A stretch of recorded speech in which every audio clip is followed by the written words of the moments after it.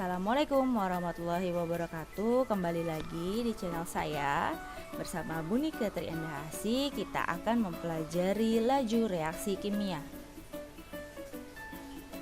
Pelajaran yang akan kita pelajari hari ini adalah pertama, pengertian laju reaksi, persamaan laju reaksi, konstanta laju reaksi, orde reaksi, contoh soal, latihan soal, dan faktor-faktor yang mempengaruhi laju reaksi. Pengertian laju reaksi. Laju reaksi adalah kecepatan terjadinya suatu reaksi sehingga reaktan habis dan berubah menjadi produk. Contoh, ketika kita memiliki persamaan kimia A menjadi B plus C, maka A adalah sebagai reaktan, B plus C sebagai produk. Sedangkan A plus B menjadi C, berarti A plus B sama dengan reaktan, C adalah produk. Serta A tambah B menjadi C tambah D, reaktannya adalah A plus B, produknya adalah C plus D. Berikut adalah contoh laju reaksi kimia. Laju reaksi kimia itu ada yang cepat dan ada yang lambat. Pada reaksi laju yang cepat, contohnya adalah reaksi antara asam dan basa. Contohnya HCl ditambah NaOH menjadi NaCl plus H2O. Sedangkan laju reaksi lambat, contohnya adalah reaksi perkaratan pada besi, yaitu Fe ditambah HCl menjadi FeCl2 plus H2. Persamaan laju reaksi. Reaksi A plus B menjadi C plus D, maka kita bisa rumuskan persamaan laju reaksinya adalah V sama dengan K dikali A pangkat M dikali B pangkat N, di mana V adalah laju reaksi, K adalah konstanta laju reaksi, M dan N adalah orde reaksi. Orde reaksi. Orde reaksi merupakan jumlah pangkat konsentrasi zat yang bereaksi. Orde reaksi umumnya berupa bilangan bulat positif, tapi tidak menutup kemungkinan nilainya juga bisa negatif ya. Nilainya tidak dapat ditentukan dari harga koefisien reaksi, melainkan harus berdasarkan percobaan. Nilai orde reaksi total adalah penjumlahan orde reaksi seluruh reaktan.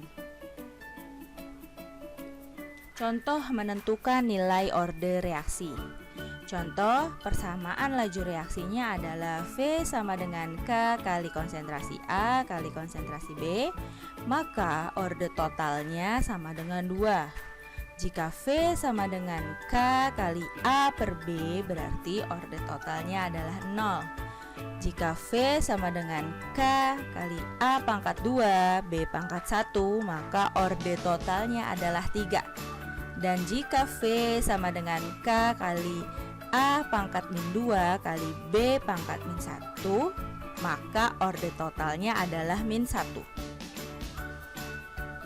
Contoh soal, jika ada reaksi NO2 ditambah CO menjadi NO tambah CO2, maka tentukan orde reaksi total dan rumus laju reaksi, konstanta laju reaksi jika NO2 sama dengan 0,04 M dan CO sama dengan 0,03 M dengan data sesuai dengan tabel.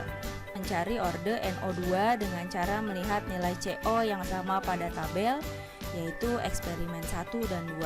Kita bisa lihat bahwa eksperimen 1 dan 2 nilai CO-nya itu sama-sama 0,1. Maka kita gunakan persamaan eksperimen 1 dan 2 untuk mencari orde dari NO2 dengan rumus 0,1 per 0,4 pangkat M sama dengan 0,005 per 0,08. 0,1 dibagi 0,4 menjadi 1 per 4 pangkat M sama dengan 1 per 16, maka M adalah 2.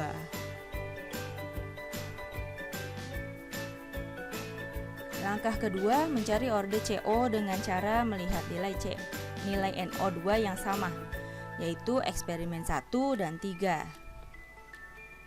Lalu kita masukkan ke dalam rumus 0,1 per 0,2 pangkat N sama dengan 0,005 per 0,005, maka menjadi 1 per 2 pangkat N sama dengan 1. Maka kita peroleh N-nya yaitu bernilai 0. Karena berapapun jika dipangkatkan oleh 0, maka hasilnya adalah 1. Langkah ketiga, kita akan menjumlahkan orde M dan N. Dari perhitungan sebelumnya, kita sudah dapatkan nilai M sama dengan 2 dan N sama dengan 0. Berarti total ordenya sama dengan M ditambah N sama dengan 2 ditambah 0 sama dengan 2.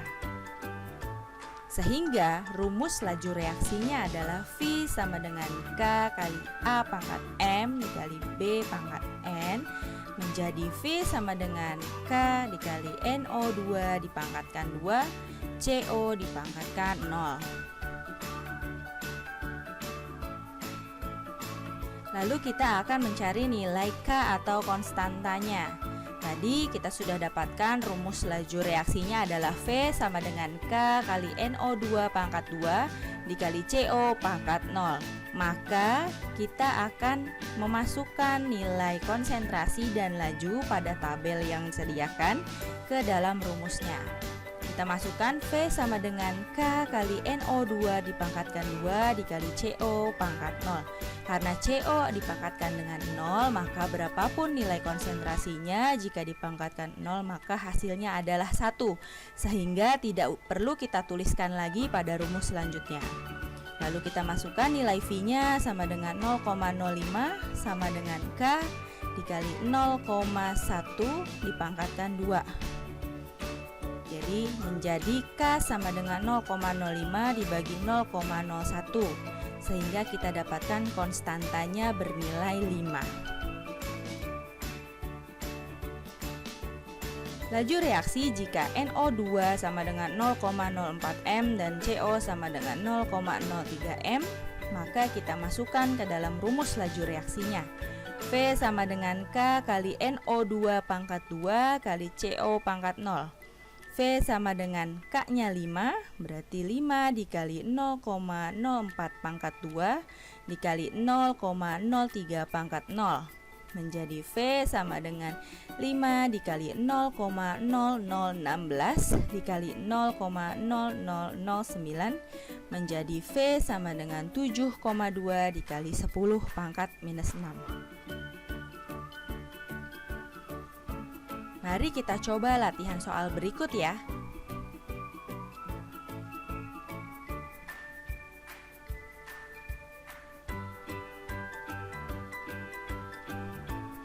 Faktor-faktor yang mempengaruhi laju reaksi. Yang pertama, konsentrasi. Kedua, luas permukaan sentuh dan suhu. Konsentrasi. Berikut adalah grafik perubahan konsentrasi terhadap waktu. Semakin lama waktu yang berjalan, maka jumlah reaksi akan semakin sedikit dan habis. Sedangkan pada produk akan semakin bertambah atau banyak. Luas permukaan sentuh. Semakin besar luas permukaan partikelnya, maka frekuensi tumbukan bisa jadi semakin tinggi. Inilah yang menyebabkan reaksi berlangsung lebih cepat. Contohnya, jika kita memiliki garam berbentuk serbuk dan garam berbentuk padatan, maka yang akan cepat bereaksi adalah garam yang berbentuk serbuk. Karena garam berbentuk serbuk, dia akan lebih mudah dan lebih luas menyentuh permukaan sentuhnya. Sedangkan padatan pada garam tidak banyak menyentuh permukaan sentuhnya. Suhu. Semakin besar suhu reaksi, maka akan semakin cepat laju reaksinya. Kenaikan suhu menyebabkan meningkatnya energi kinetik dan membuat partikel akan bergerak lebih cepat. Hal ini menaikkan laju reaksi kimia. Contoh soal, kita memiliki beberapa jenis partikel dari seng, ada yang serbuk, lempeng, dan berbagai macam konsentrasi serta suhu. Lalu manakah dari data di atas yang laju reaksinya paling rendah? Laju reaksi paling rendah atau lambat jika pertama, luas permukaan seluruh partikelnya paling sedikit, maka lempeng lebih lambat bereaksi daripada sejumlah serbuk. Yang kedua, konsentrasinya yang paling sedikit dan suhu yang paling rendah. Jadi nomor 5 adalah yang paling lambat. Contoh soal lagi. Yang pertama, kita punya massa serbuk dan larutan serta padatan yang sama-sama sebanyak 5 gram. Kemudian konsentrasi A-nya ada yang 0,1, ada yang 0,2, serta waktu yang bervariasi namun suhunya sama.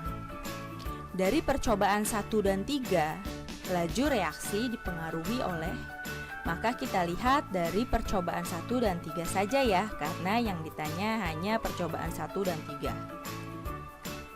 Untuk mencari konsentrasi, kita bisa mengalihkan laju dikalikan dengan waktu, sehingga kita bisa rumuskan laju sama dengan konsentrasi dibagi waktu.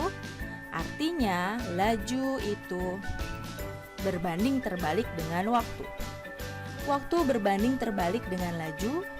Waktu reaksi 1 dan 3 dipengaruhi oleh perbedaan jumlah luas permukaan seluruh partikel paling banyak, yaitu larutan, serbuk, dan padatan.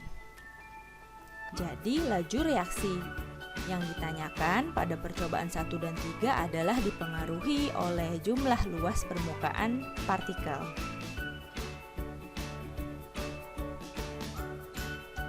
Nah, sekarang kalian coba kerjakan latihan soal ini ya.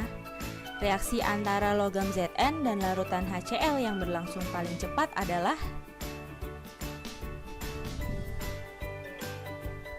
dan reaksi manakah yang berlangsung dengan laju paling cepat?